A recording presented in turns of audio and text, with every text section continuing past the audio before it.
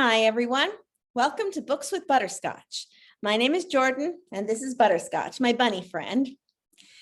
Now, Butterscotch, do you remember what day it was yesterday? It was Earth Day, isn't that right? That's the day when we celebrate all the plants and animals on the earth, all the wonderful things found in nature, and we remind ourselves how important it is to protect them. Isn't that right? Well, in honor of Earth Day, I've brought this wonderful book that's all about nature. It's called Over and Under the Pond, and it was written by Kate Messner and illustrated by Christopher Silas Neal. Butterscotch, do you want to sit down and listen while I read? Okay. Over and Under the Pond.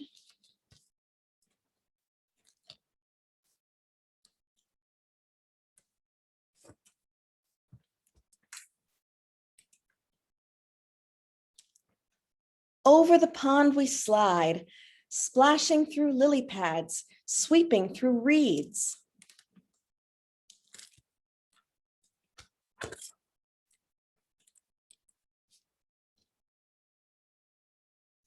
The water's a mirror, reflecting the sky, sunshine and clouds, then a shadow below.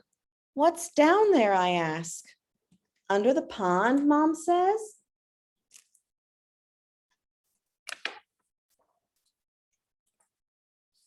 Under the pond is a whole hidden world of minnows and crayfish, turtles and bullfrogs. We're paddling over them now.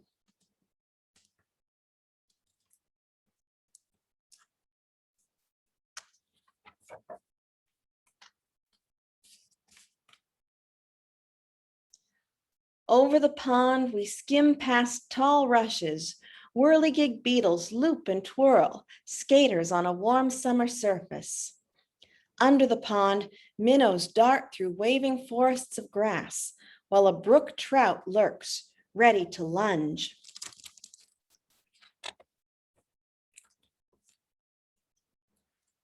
Over the pond, we lift and dip and pull past a row of painted turtles on a waterlogged tree.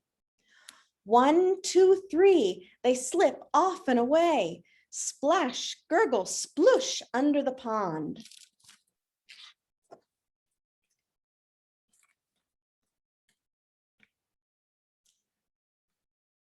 Over the pond, cattails rustle and shush in the wind. Listen close. Cocklery! Red-winged blackbirds race by. One has grass for her nest. Under the pond, a caddisfly larva builds a home of her own, a secret shelter of pebbles and sand.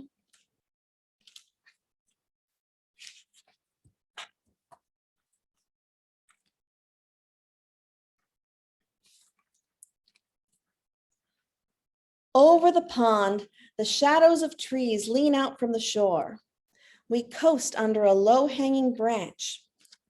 A moose looks up with a mouthful of water lilies. We've interrupted his lunch. Under the pond, beavers dive deep. They pump with powerful tails and rise to the surface with delectable roots from the mud.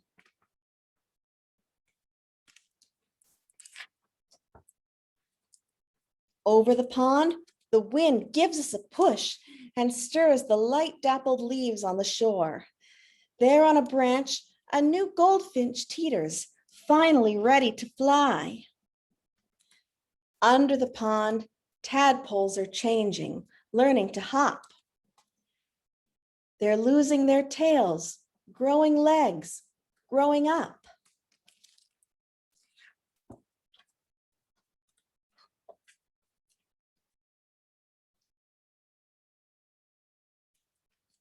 Over the pond, there at the shore, tall and silent and still, a great blue heron stares down into the deep. It tenses, takes one long-legged step, and strikes. It catches a wiggling quicksilver minnow from where it was hiding, under the pond.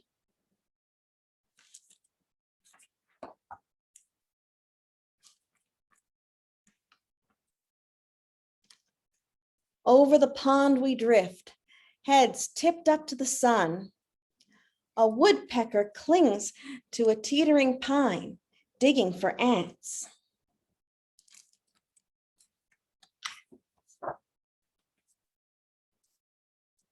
Under the pond, an otter claws for freshwater mussels.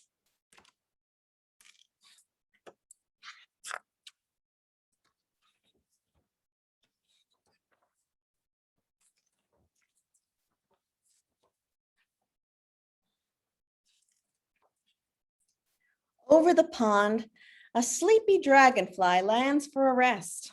His spindly legs tickle my knee.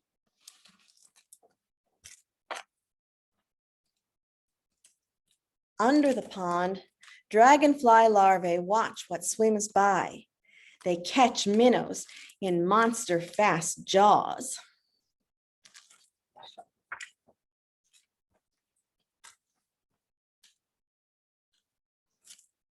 Over the pond, the shadows stretch. Ospreys circle on quiet wings. Raccoons and mink stalk the shoreline for supper. Under the pond, with a flip of a tail, a crayfish disappears in the dark.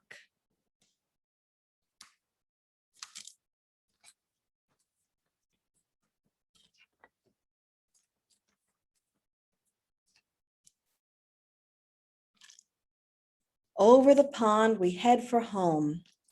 We glide, swish, bump, right up onto shore as a far-off loon calls goodnight. The sky turns from sunset to dusk to dark. Night settles over the pond, the prowling catfish and drowsy turtles, the scuttling crayfish and tadpoles turn frogs, wading herons and stalking raccoons.